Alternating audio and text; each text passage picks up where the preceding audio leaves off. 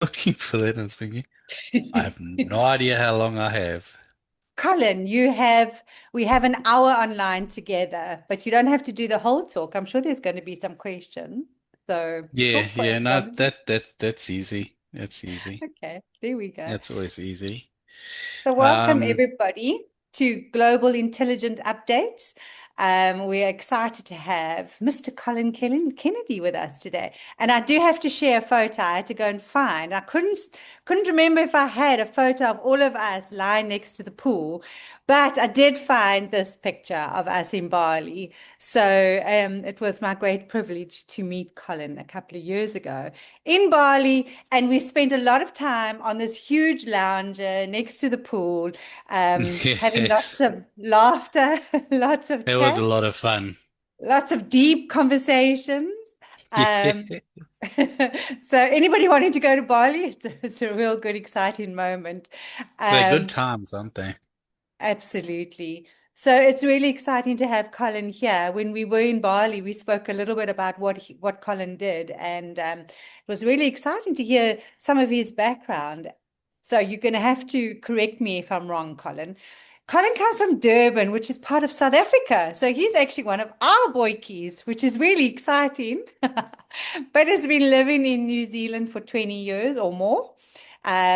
He has a reputation for building business networks. He's been part of Circle of Excellence for over 8 years. He is New Zealand's #1 reputation expert, and he works with government, corporates, and larger SMMEs. Am I right, Colin? Well, Mike says I'm number one. I'd like to think I was, but I'll take Mike's word for it. Oh, well, there we go. Yeah, So, welcome to today. I'm going to give you sharing rights if you want to share any kind of presentations that you might have for everybody. But please remember, everybody, to allow Colin a moment to of glory, and then we can have a moment to ask questions a little bit later. So, welcome to everybody that's joining. And Colin, it's over to you. It's our great pleasure to have you here today. thank you, Diane, for that marvelous introduction. Hi, everybody. Nice to talk to you. Nice to meet you. It's quite interesting because at the moment I'm dealing with the number one reputation thing in New Zealand, the Manage My Health, which is a health platform here in New Zealand, got breached, and it's New Zealand's biggest ever health data breach of more than 100,000 New Zealanders. Health data was breached. So on the morning before New Year's, I was getting ready to fly to Christchurch with the family for a nice holiday, and 20 past 6, I got this little text saying, "Help, we've been breached." And that was, I went on holiday, but I didn't have a holiday. It was late nights, long, public holidays, weekends, all working on this data breach and what it's done to the reputation of the company. And I think we're not really going to touch too much about, on when things go wrong. This is more about, future proofing for yourself. But the thing with reputation is that it's like an asset. You build it up and build it up so that when trouble comes, there's that resilience there already, so that, um, if things go bad, there's enough asset and enough credit in your bank to help see you through. But if you're thin on things like reputation and trust, then it's going to hit a lot harder and it's going to make it a lot more difficult to recover and come back from.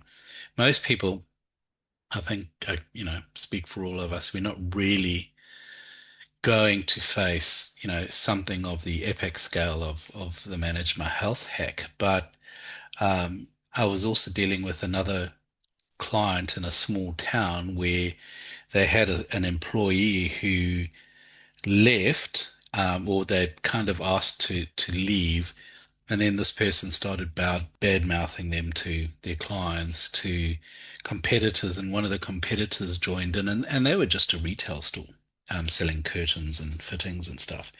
So people, and they sold to the construction sector, or they were kind of part of the construction sector because they sort of helped decorate new homes and stuff. So that was doing them a lot of damage, and we had to, figure out how to get beyond that. Unfortunately, they had previously had a fairly stable reputation within the community, so it was much more easy to get over those obstacles than um, somebody who hasn't. So I think the idea of what I wanted to communicate tonight, especially, was, you know, building up your reputation is an asset against, it's also it's a resilience asset, if you like, that can help you get through the tough times, but also can lead to a lot of good times.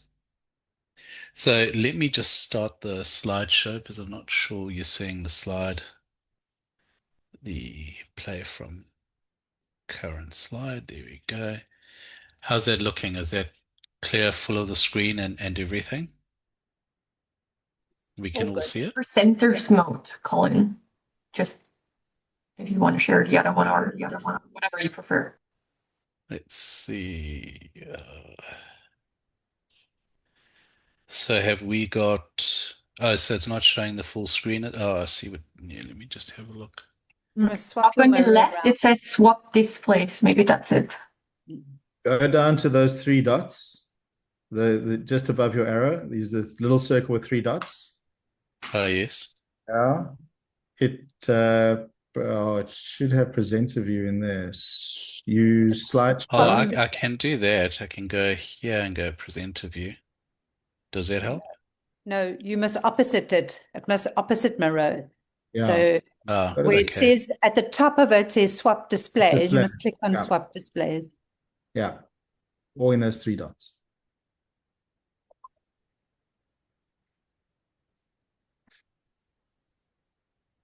So, and it says up here, does it? Use slideshow. Three There you go. dots. That's it. Is that working now? Cool. Perfect. That was a complete accident. I have no idea what I was doing. So, hi Ian, how are you?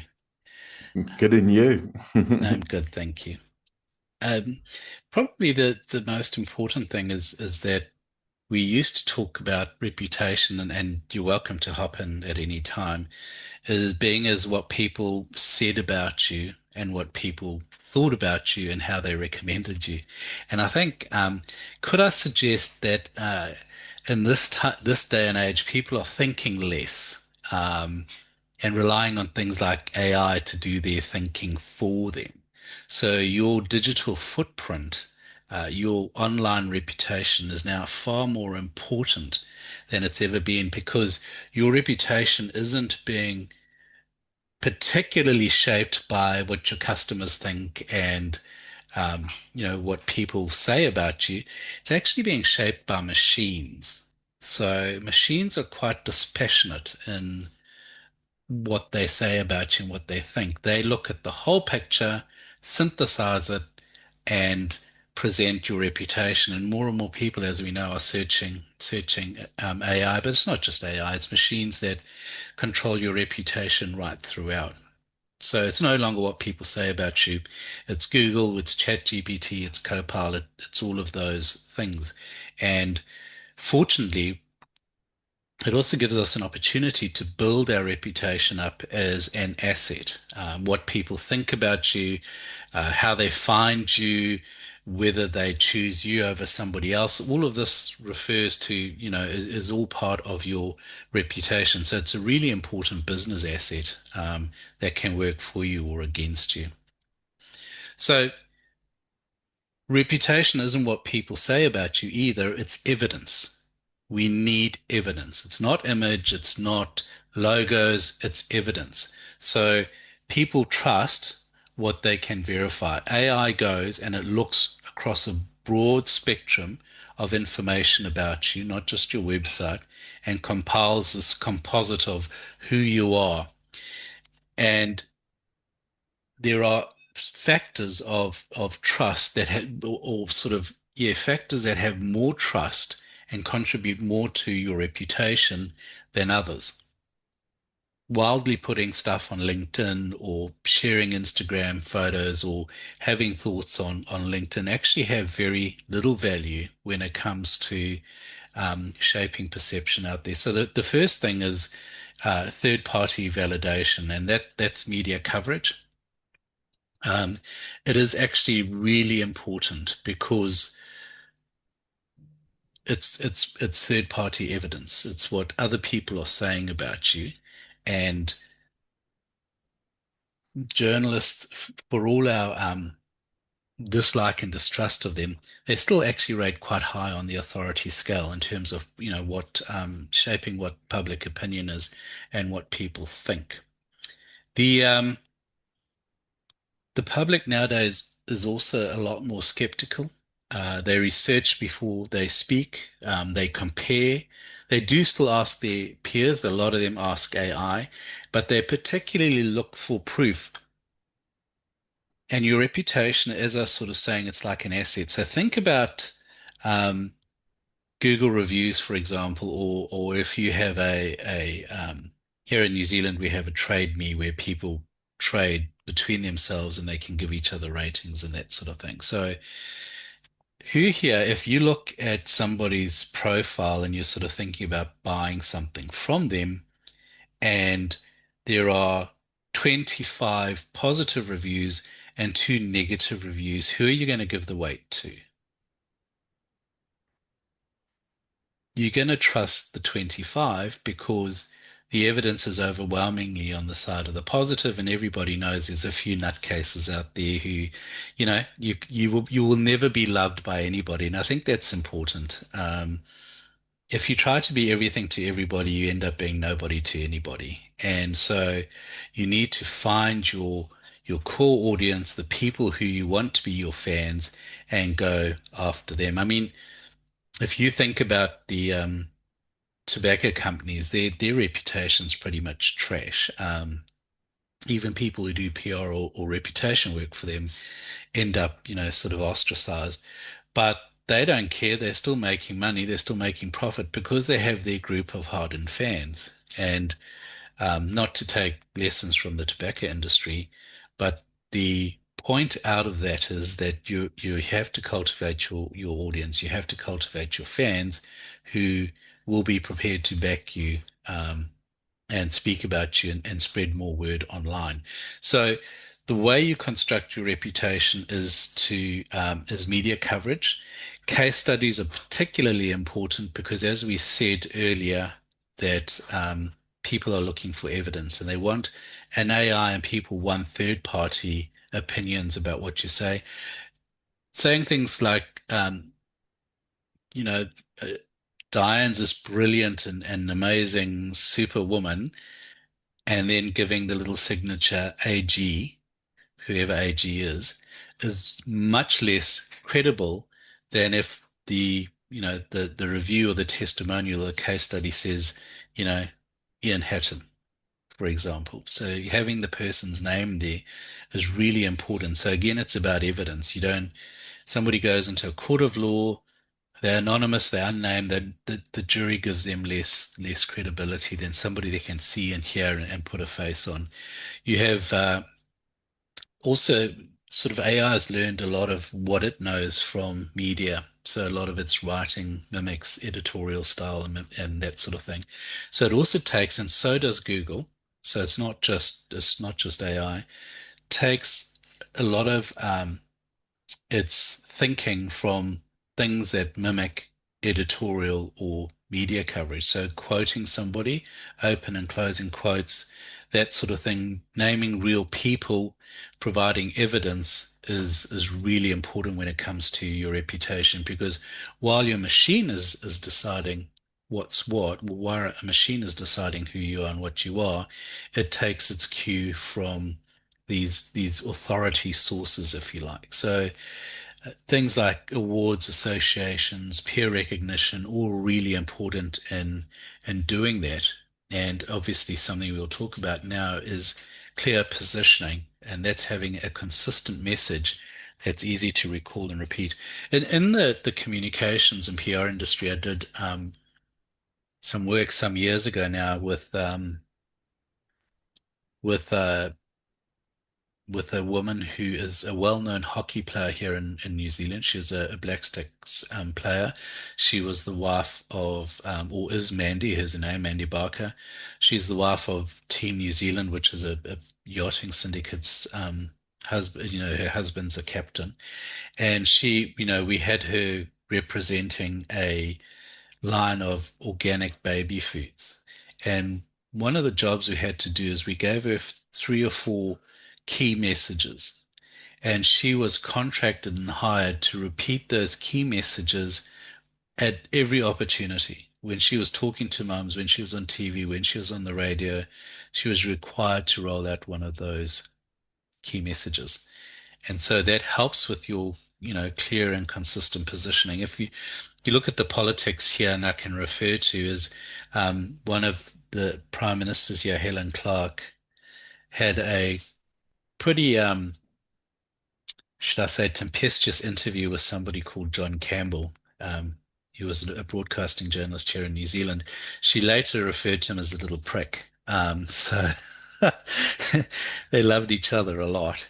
But he was trying to sort of talk to her about genetic engineering and crops and that sort of thing. And all she said the entire interview was, yes, John, but don't forget, Labour introduced working for families. Completely off topic, but that's all she said.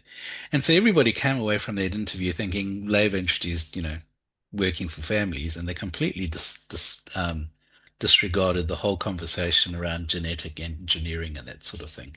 So to begin with, how do you begin to raise your reputation? And the button's not working. Hold on, there we go. No? There we go. So one of those things, as I was referring to, is the key message. The first mistake is that businesses make themselves will try to be known for too many things. They want to be everything to everybody. They have FOMO because they fear of missing out. We do this and we do that and we do this and our private our target market is these people, but that doesn't mean we're going to discount those people and that sort of thing. And trying to be too many things to too many people will blur your reputation. It will make it vague, and people will, what does Colin do? And people are going to be going, a bit of this, a bit of that, and a bit of the other thing. So, if people cannot repeat what you do and understand it with clear clarity, then they're not going to be able to refer you, and even AI, which will probably hallucinate. So, and be giving answers that you really don't want to give. So the first question is, what's your lane? Owning a specific space rather than competing everywhere. And speakers will in particular know this is, finding their niche and the thing that they talk about is really important. But it's the same with businesses, having one clear reputation lane. It might be sort of something, we understand accountants, or, we're the safest provider, we're the practical expert.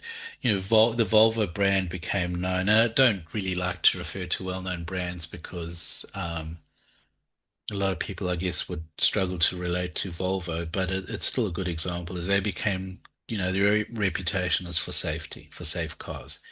And all the other stuff doesn't matter because that's what they sell on. So, what is your lane? Decide on what your lane is. And a very good idea is to build your messaging around the problem that your audience or your target is facing. And sort of kind of gels with speaking directly to the people whose opinion matters most, and that's your audience. And remember, I was referring to your niche, the people you want to be the fans, the people who will support you throughout, rather than trying to be everything to everybody. So build your messaging around a problem that audience is facing, and you enter their conversation. You enter the conversation that's already happening in their heads. Sort of a new father might be thinking, oh gosh, how am I going to keep my wife and baby safe. And so the kind of Volvo thing pops into his head because they're addressing the problem maybe that new parents have, and that's vehicle safety for their child. I know I was pretty paranoid. Our first daughter was born at Parklands in Durban, and I drove home very slowly and very carefully, getting very irritated with cars that even got, too close to us. So, what is the conversation your audience is having, and then start, positioning around that problem, and make it a clear where our car stands for safety. This is what we do. We're the technology partner for healthcare practices, or we understand um, retirement, those sorts of things where you're quite specific. And again, yes, a lot of people say, well, my audience is bigger than that. I have, I don't want to miss out on this business. And those are very real fears. But it's a decision you make. It's a decision you make whether you're going to sort of be sort of more blurry and opaque, or if you're going to be quite specific. Because the truth is, we don't need the whole world to be rich or run a business. Probably the businesses or the audience in your suburb or city would be enough to keep you really busy, if you wanted to. So you don't need the whole world. Decide how many you need and who that audience is, and then have a look at the size of that audience. And once you've got those core ideas, you can start to repeat them across the various channels. So it's going, and we'll talk a little bit later about what channels carry the most authority, which contribute most to your reputation. But obviously, you want your ideas across your website, LinkedIn. You want to get into media, and it's not as difficult as you might think. Case studies, speaking, all of these sorts of things. If you're carrying these key messages and these key thoughts through everything you do, that creates memory, because there's a certain consistency and sort of the repetition builds that consistency.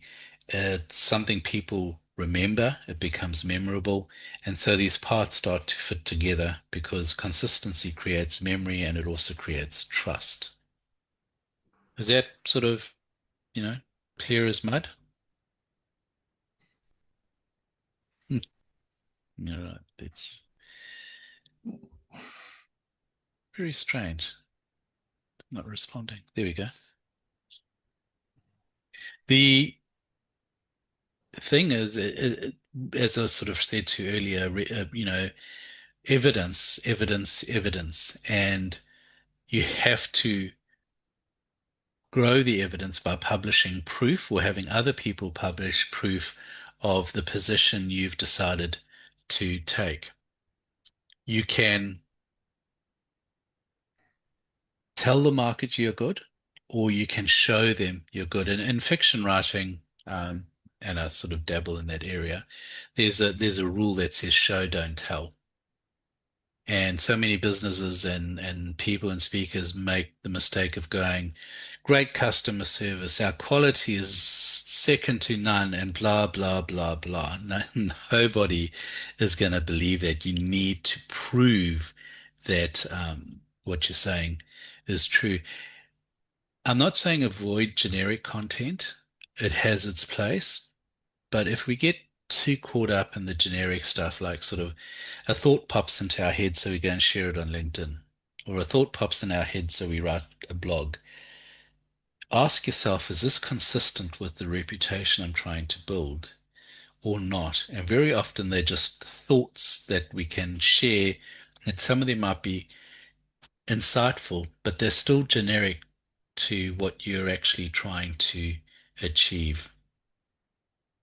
So we're looking for specific measurable results, and those are things like client stories, practical expertise where we actually share, and I'll talk a little bit about that, and trusted platforms. So the first thing is having yourself quoted by media.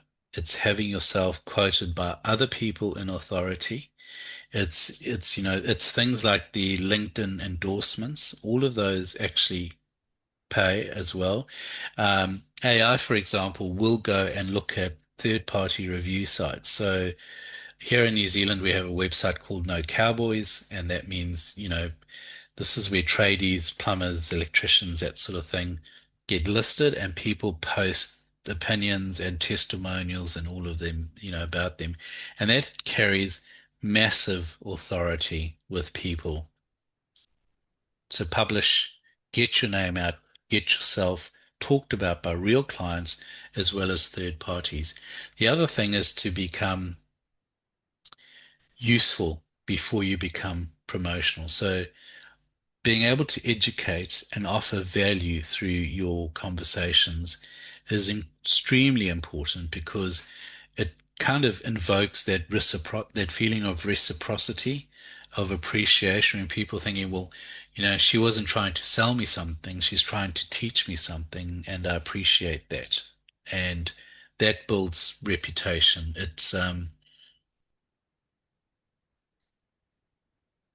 generosity, it's giving. And I was thinking about,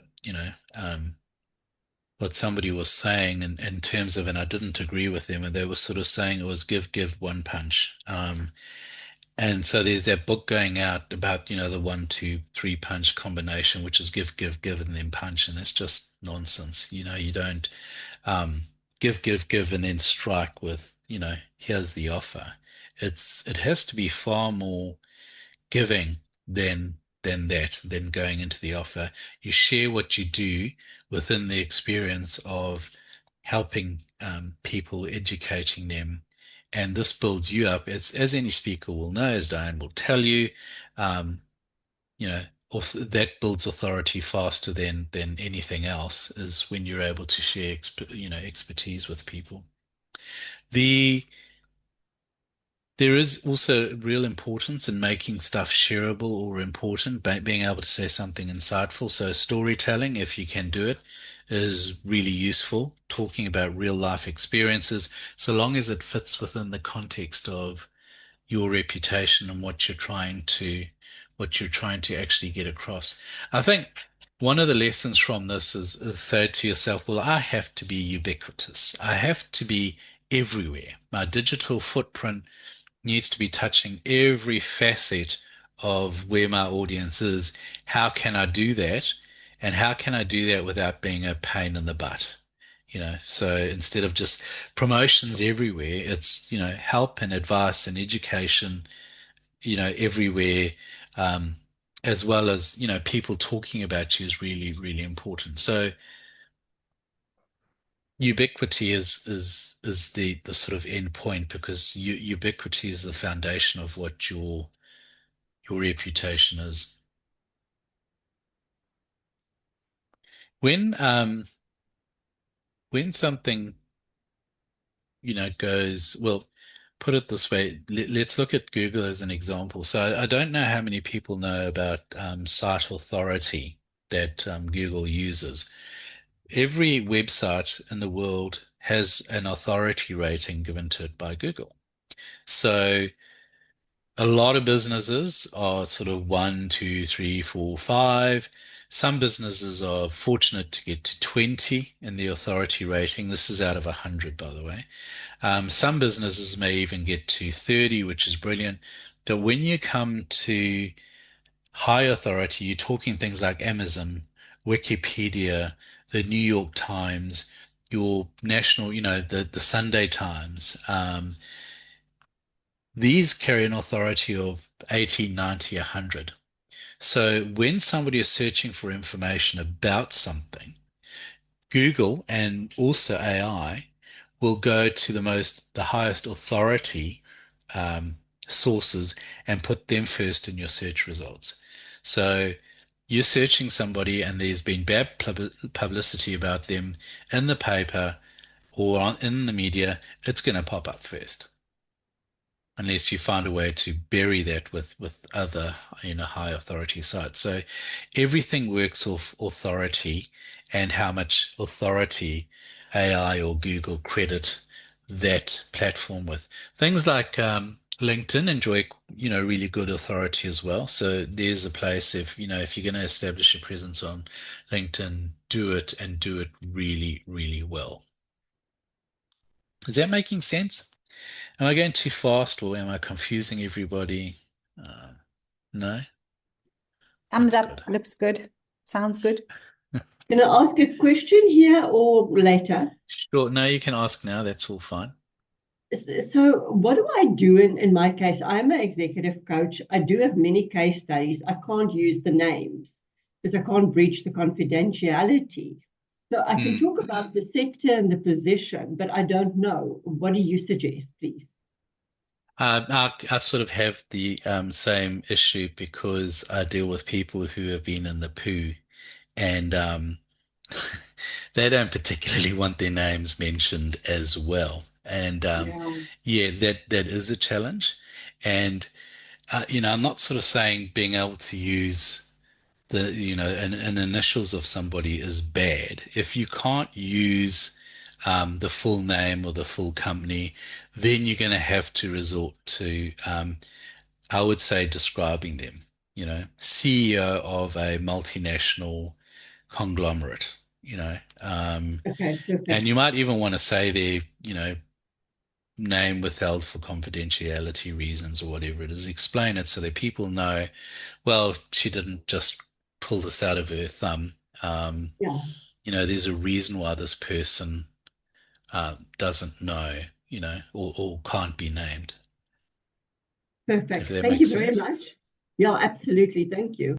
Yeah, you're most welcome. So when things go wrong, silence creates the story, but it can also help kill the story. And I'll explain what I mean. The sort of if you say nothing and you can keep completely quiet, then you're inviting other people to talk about you and define you without you actually having any control over what you said. And this is actually the case with most of us because we haven't deliberately built up our digital footprint. And sort of that is, I sort of put digital footprint slash reputation. If you have already invested a lot of time, effort, and assets into your digital reputation, like those reviews where you've got 20 reviews versus three, it's going to help carry you through. So, firstly, having that presence makes it difficult for other people to define you. So if somebody is spurious, like an unhappy employee or a client who is just difficult, and they come on and say bad things about you, and there's nothing else that you've got there, or nothing that makes sense, or there's no positioning already there, you're going to struggle because their voice is going to be shouting the loudest. So you need to be investing as much as you can into your digital footprint and your reputation, and that is by building, as we sort of said, knowing what you understand, knowing what you stand for, who you're talking to, what your message is, being helpful to people. All of those sorts of things will help protect you when things go wrong, because they can see, oh, well, this isn't such a bad person, or this company's actually done a lot of good, and everybody makes mistakes. So when things go wrong, as in, for example, maybe a cyber hack or an unknown, an unhappy employee comes along, you want to have your facts, insofar as accurate before you go public. You don't want to say something and then have to retract it. Sometimes that happens in the heat of the moment. You can't help it. But for the most part, if you're unsure of something, don't say it. And this could be a national story, a citywide story, or even just a thing going on social media or in the town where you live, or that sort of thing. Make sure you have your facts. Only respond with accurate facts, and don't talk until, don't assume or suggest that sort of thing. And also, a lot of people will go defensive instead of acknowledging, okay, some people have been impacted by this. Not sort of saying, well, we apologize for the inconvenience, because that's not saying, that we're wrong here. It's just that, well, you've been inconvenienced. We're sorry about that. Talk about the hurt, let people sort of think, okay, well, at least, they've apologized. And, apologies don't always help, but they're necessary, because if you've done something wrong, nothing you do is going to be good enough. But the worst thing you can do is have them saying they didn't even bother to apologize, you know, um, those scoundrels and that sort of thing. So, be contrite, say you're sorry, even if it's not so much about what damage might have been done or what might have been said. It's about how your audience is feeling. And that feeling may be informed by facts that maybe aren't that accurate, but you still acknowledge that they're feeling that way and you address it. So, acknowledging the impact is particularly important. I'm just going to move that out the way. So, whoops. Now I'm getting ahead of myself. I'm just going to go back. There we go. Talk about what happened, what went wrong. And I know this doesn't, maybe apply so much to people who are self-employed or are speakers or but the fact is you get problems. I'd had sort of talking earlier about coaching. I had a client who was a coach and had a client who, was very unhappy with the outcomes and that sort of thing. So, you know, that person goes online and starts talking. That issue has to be addressed, and that can happen to any of us. It's not just a risk for corporates, it's a risk for each and every single one of us. And this is when we deal, we know the facts, we acknowledge, the impact, and, I'm sorry that this happened to you, but sort of, then state in concrete facts what actually happened, what actions you're taking for the situation to get it under control. Because, for example, in a cyber breach, people are going, well, how do I know this isn't going to happen again? So, you need to go out with saying what you're doing, what actions you're taking to remedy the situation, and keep communicating, keep telling people daily, sometimes depending on how serious it is, what is going on, what you're doing, and keeping yourself accountable to your audience.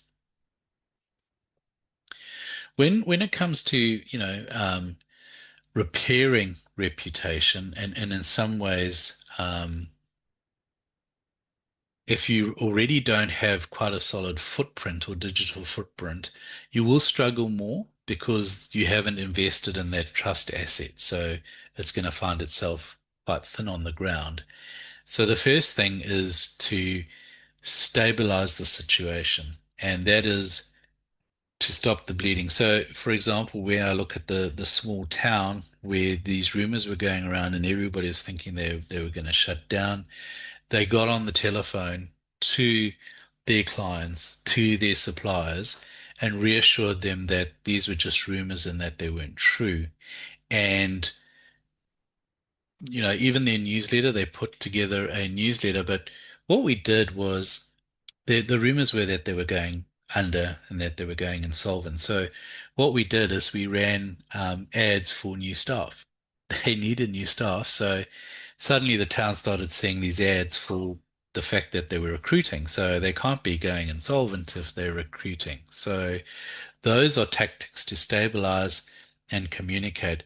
What we also did is we then held, it was their 7th or 8th year in business, but that didn't matter. We were going to have a party anyway. So we organized a big function where they invited all their suppliers, all their clients, everybody in the industry to come along to this big event to celebrate their birthday.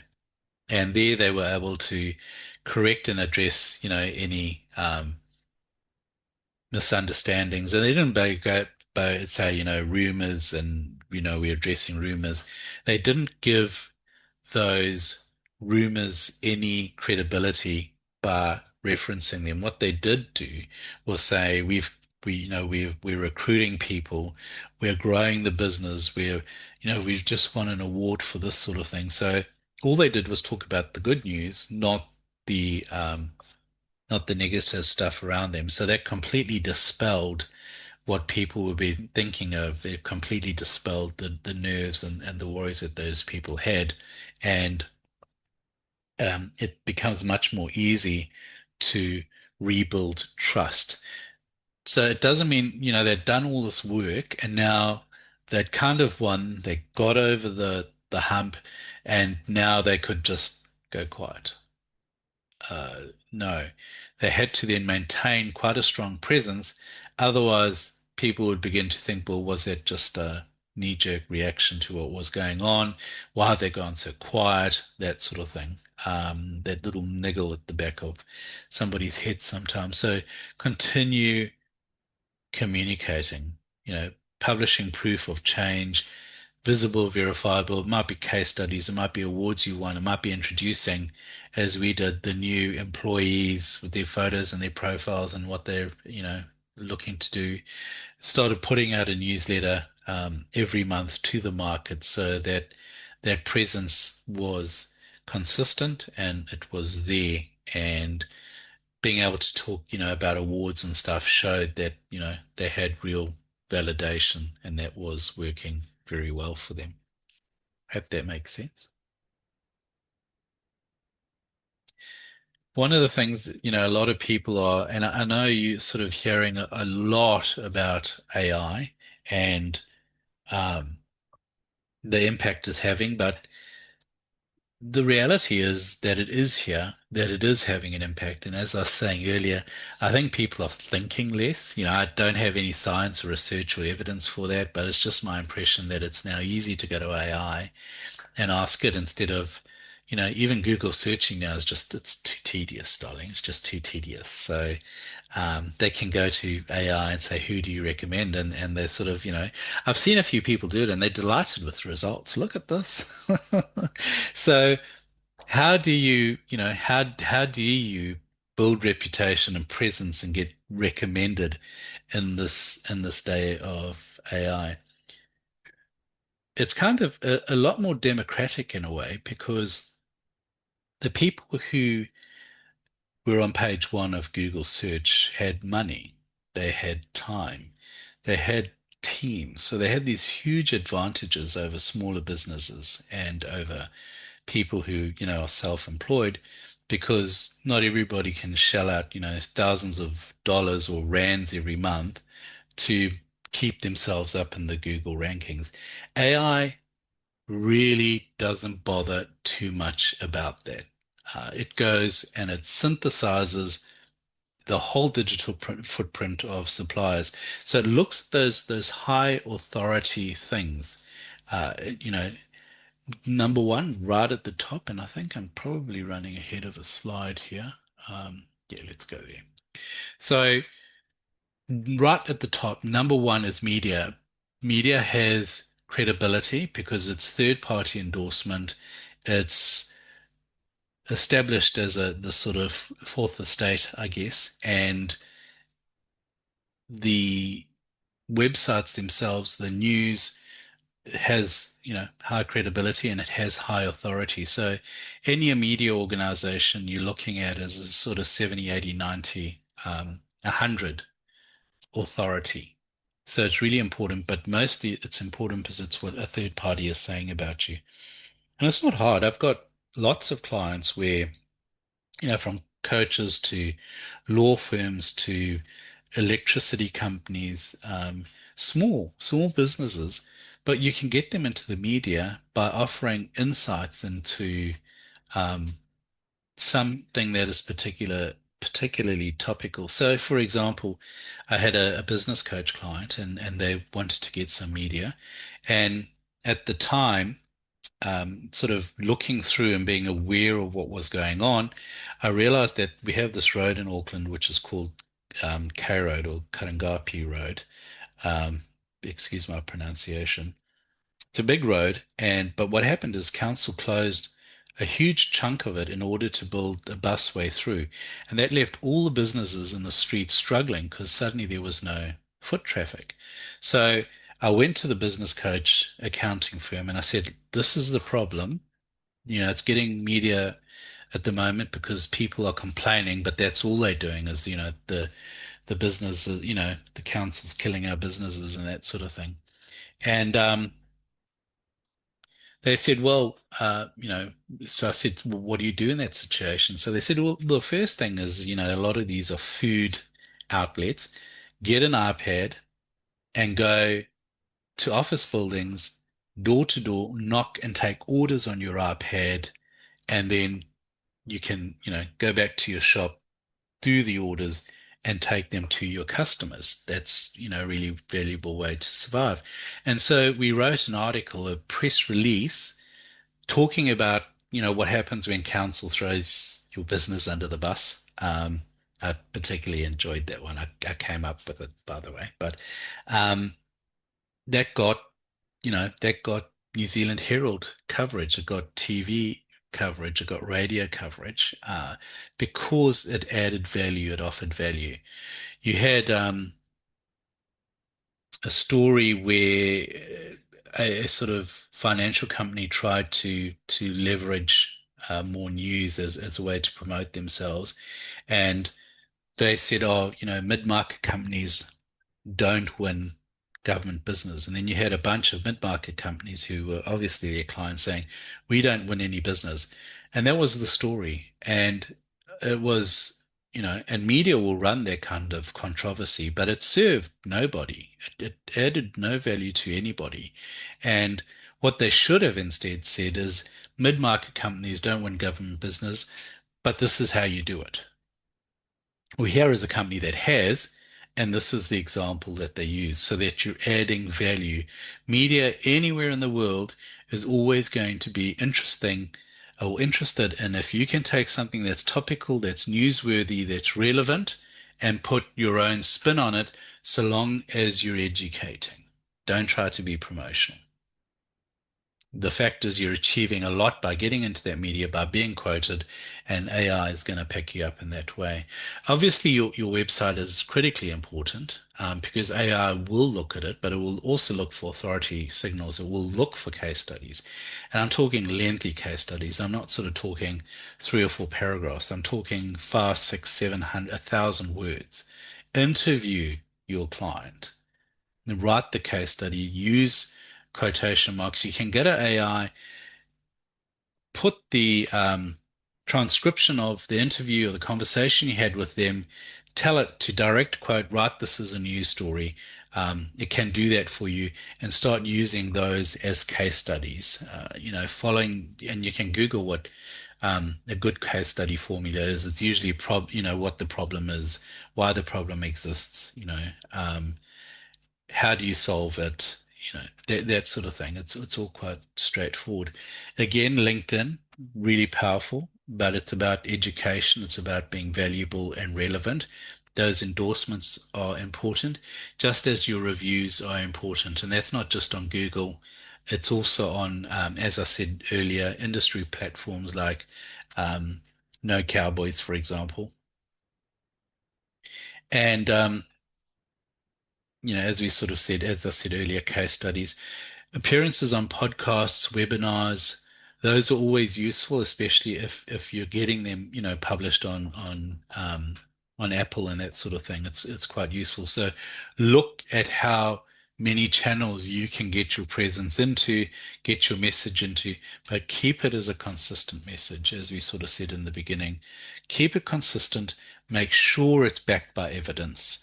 Make sure that you have third-party endorsement. Those are really, really important things in terms of not just defending when things go wrong, but more so creating trust in yourself and your product and what you do.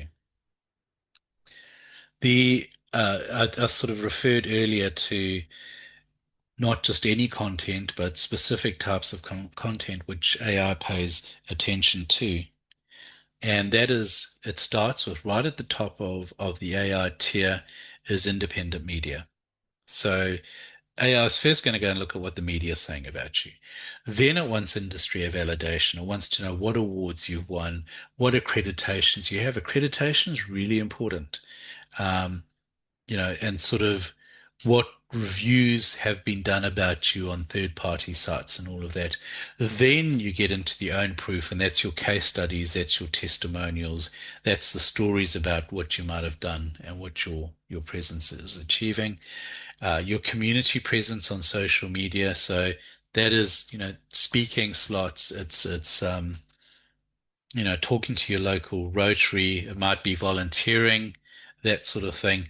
And then there's the low signal content, and that's the social media stuff we post on X and LinkedIn and Facebook and that sort of thing. The posts and the comments, and that's really low signal. It's a lot of noise. AI doesn't pay much attention to it.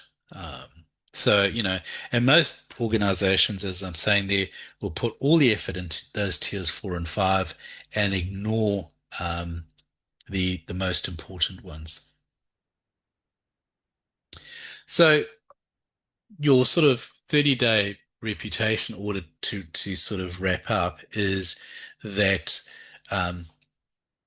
what you can do when you leave here is go and ask AI what you are known for, and ask all of them and have a look at it and decide if you're happy with it and what's missing, what isn't. Then next step is, define your message, what you stand for, and then map your proof across the 5 tiers we've just discussed, starting with media. And as I was saying, it's not hard to get into media. And, there's a lot of high authority sites where it's not difficult to publish as well. So, where are you strong? Talk to those as an expertise. Find the inconsistent stuff about you and start cleaning them up. And the way you do that is you come up with sort of 3 key messages and a positioning for yourself, and you drive that home, home, home all the time. I had a business coaching client, and she was looking for a way to differentiate herself. And so what we went with was that she coached husband and wife businesses. That became her niche. That's what she talked about. That's what she stood for. And it was, tremendously successful for her. Have at least one strong proof asset, and that's at least one really strong 1,000 word case study, and repeat, repeat, repeat. Take those 3 key messages and repeat and repeat and repeat. And the 30 minutes almost wasn't enough. Ask a quick question, please. Sorry. Go, Annelies.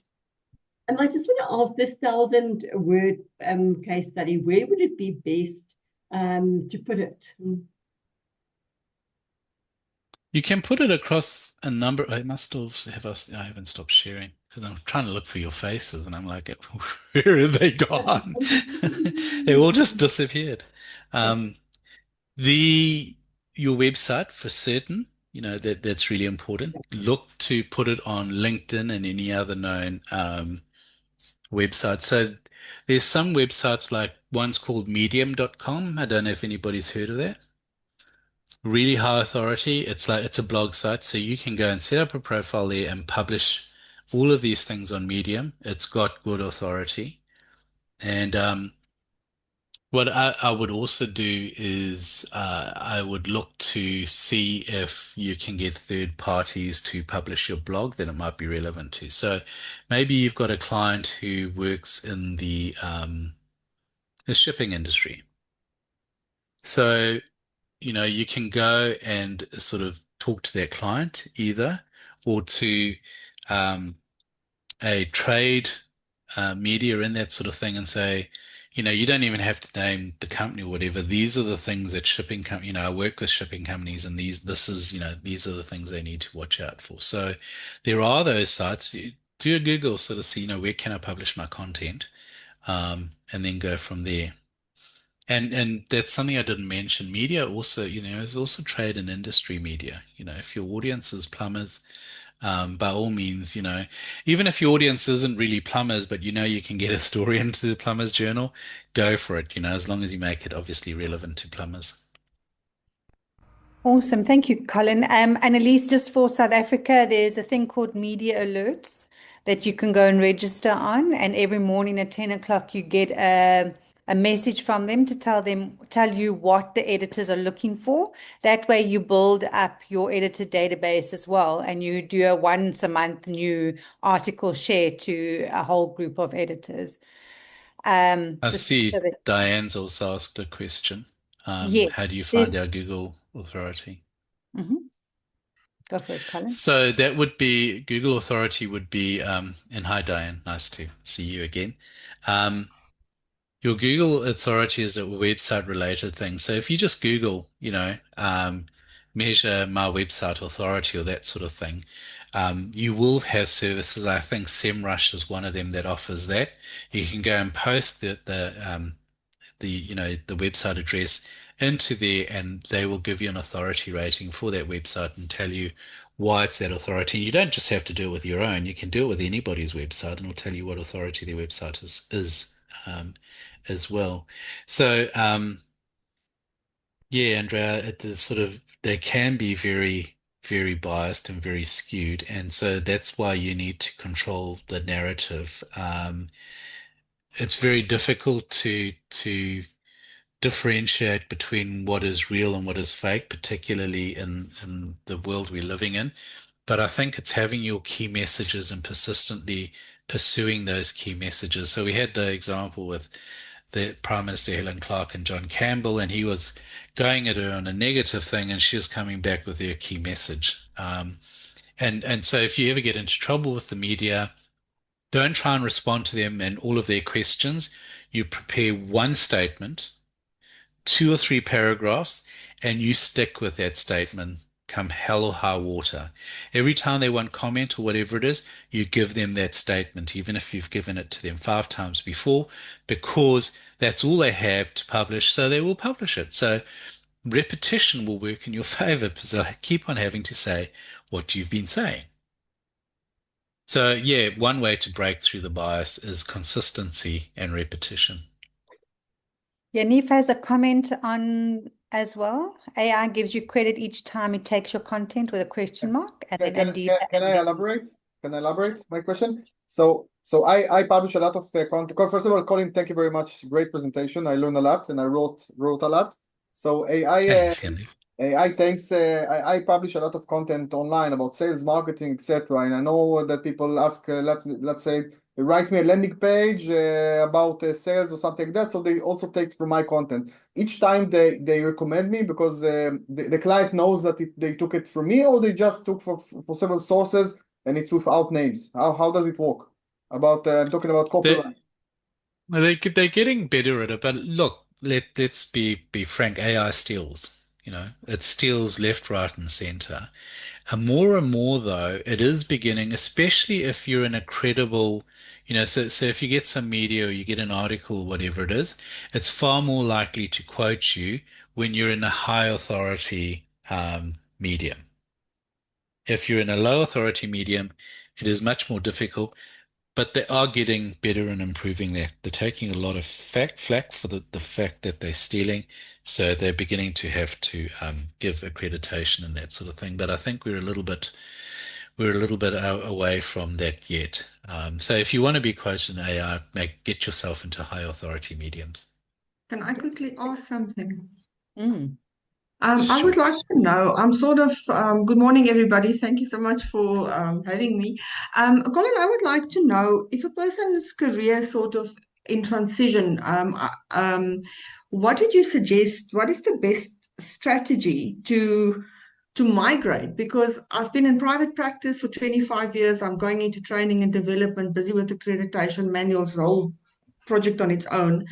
But the other call it speciality or proficiency that I do have is interfaith dialogue and discussion, and being into human rights activism and peace building. So that's really, I want to move into public speaking. So my existing stuff, it's all over the show. My private Facebook page has got a lot of the activism stuff on it, but it's sort of mixed when I do adverts.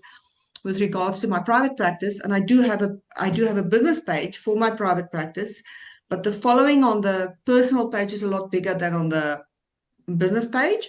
And my LinkedIn, I sort of just, I've been doing activism there, but I've really just quietened it all down, because I'm a bit confused as to how do I migrate, or do I continue to build on the one thing, on the one something else, or oh, I need help.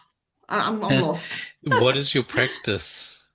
Mental health, hypnotherapy, coaching. I've been in the industry since 2001, and I really want to migrate. I'm a bit tired, in the sense of dealing with people's problems and all that, but you can't turn people away. But the idea is really that the private practice is going into training and development, where I'm transferring the skills and the process that I've developed. I'm busy with QCTO and, the regulatory bodies and all of that. So it's a process and it's got a life of its own. Things happen when it happens. You don't have so much control over that. So, And the professional speaking, what do you want to speak about? it's about peace building, is about bringing truth to people. Interfaith dialogue and discussion is to hold space for a lot of people, a lot of diverse cultures, religions, and that type of thing. And it's really, the objective is to bring knowledge, factual, truthful knowledge, like you've alluded to it was in a different context, but that's what it is. And, to build bridges with other people, and the only way you can do that is through education. So it is to educate people about geopolitical, religious stuff, that type of thing.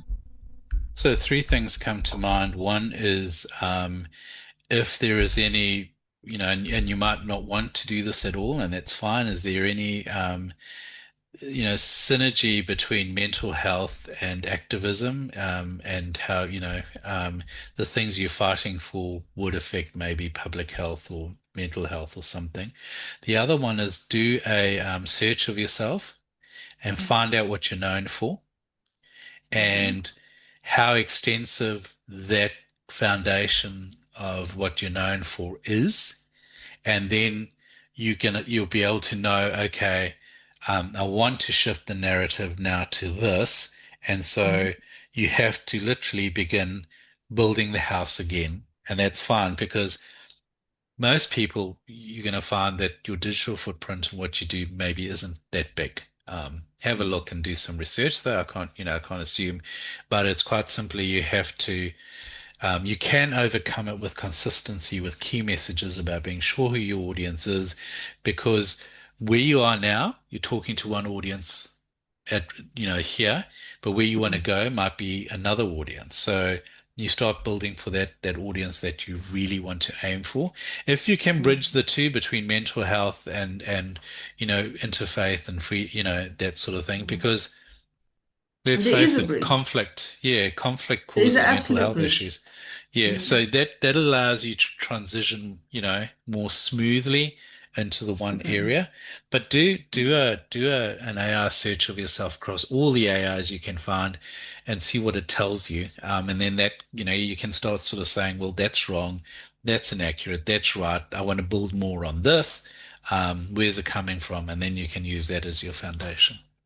Thank you, Colin. Okay, so basically, sorry, Adila, we're going to have to end now. We're on our hour. Thanks, Adila. Already. Thanks. Huge thank you. Please reach out to Colin. Don't spam him, but reach out to Colin. I don't mind spam. Nobody emails me anyway. Yeah, so ask him your questions. He'll soon turn around and tell you no. It's been awesome to have everybody online. Thank you so much. Thank you so much. Thanks for the opportunity. Guys. Nice Great to see you all. See you all Thanks. soon. Bye, Bye. everybody. Bye. Bye.